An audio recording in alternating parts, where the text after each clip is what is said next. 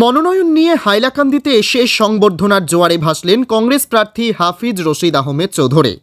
শনিবার ধলেশ্বর পয়েন্ট থেকে চৌধুরীকে শতাধিক যানবাহনের বিশাল র্যালির মাধ্যমে হাইলাকান্দিতে স্বাগত জানান কংগ্রেস কর্মী সমর্থকরা। কয়েক শতাধিক কর্মী সমর্থক এদিন করিমগঞ্জ লোকসভা আসনের কংগ্রেস মনোনীত প্রার্থী হাফিজ রশিদ আহমেদ চৌধুরীকে সংবর্ধনা জানান। সংবর্ধনার এই জোয়ারের মধ্যে কংগ্রেস প্রার্থী চৌধুরী করিমগঞ্জ আসনে 2 লক্ষের অধিক ভোটে জয়ী হওয়ারও দাবি করেন। তিনি বলেন, দেশের গণতন্ত্র এবং সংবিধান রক্ষার জন্য নির্বাচনে নেমেছেন।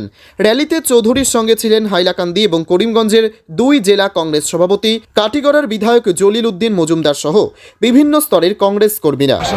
মানুষের যে দেখতেছি এবং আমার কংগ্রেস পার্টির যেটা আদর্শ সব মিলে আমি আশাবাদী। আমি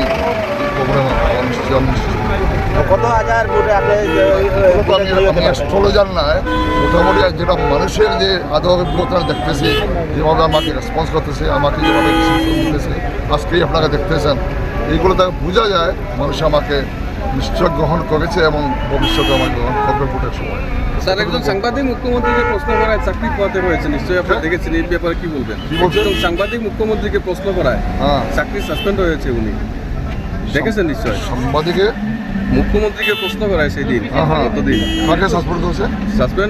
সাসপেন্ড আমি বাঘাবাগ বলতেছি, আমি নিজে কংগ্রেসে ছিলাম না, একমাত্র এসেছি গণতন্ত্র বসানোর জন্য। গণতন্ত্র বসানোর চতুর্থ পিলার যেটা আমাদের আছে, স্তম্ভ, এই স্তম্ভটা সম্পূর্ণ শেষ হয়ে গেছে, গণতন্ত্র শেষ হয়ে গেছে, স্বৈরাচারী তন্ত্র এসে গেছে। এইগুলো আমি বলিষ্ঠভাবে এইগুলোকে আমি মোকাবেলা করবো এবং বলিষ্ঠভাবে এটা উত্থাপন করব। আমি আশা করি যে উনি যেমন এখন আবুল তালা বলতেছে, যদি আমি হই আপনারা নির্বাচিত করেন আমাকে মানুষে, নিশ্চয় আমি জবাব দেবো, জবাব দেবো। ব্যুরো রিপোর্ট, হাইলাকান্দি গণ আওয়াজ।